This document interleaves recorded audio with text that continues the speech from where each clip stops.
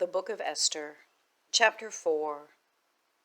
When Mordecai perceived all that was done, Mordecai rent his clothes, and put on sackcloth with ashes, and went out into the midst of the city, and cried with a loud and bitter cry, and came even before the king's gate, for none might enter into the king's gate clothed with sackcloth.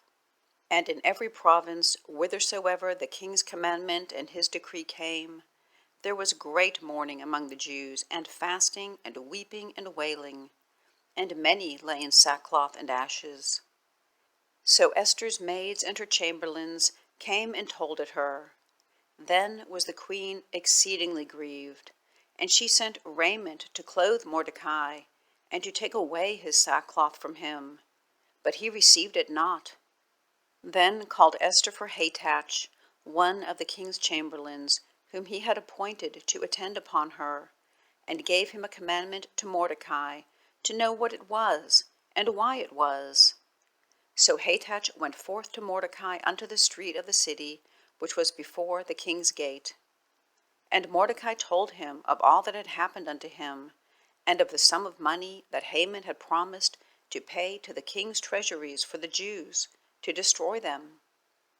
Also he gave him the copy of the writing of the decree that was given at Shushan to destroy them, to show it unto Esther, and to declare it unto her, and to charge her that she should go in unto the king, to make supplication unto him, and to make request before him for her people. And Hatach came in and told Esther the words of Mordecai. And Esther spake unto Hatach, and gave him commandment unto Mordecai. All the king's servants and the people of the king's provinces do know that whosoever, whether man or woman, shall come unto the king in the inner court, who is not called, there is one law of his to put him to death, except such to whom the king shall hold out the golden scepter, that he may live. But I have not been called to come in unto the king these 30 days. And they told to Mordecai Esther's words. Then Mordecai commanded to answer Esther, Think not with thyself that thou shalt escape in the king's house more than all the Jews.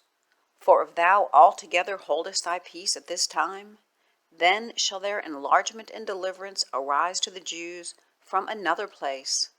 But thou and thy father's house shall be destroyed. And who know whether thou art come to the kingdom for such a time as this?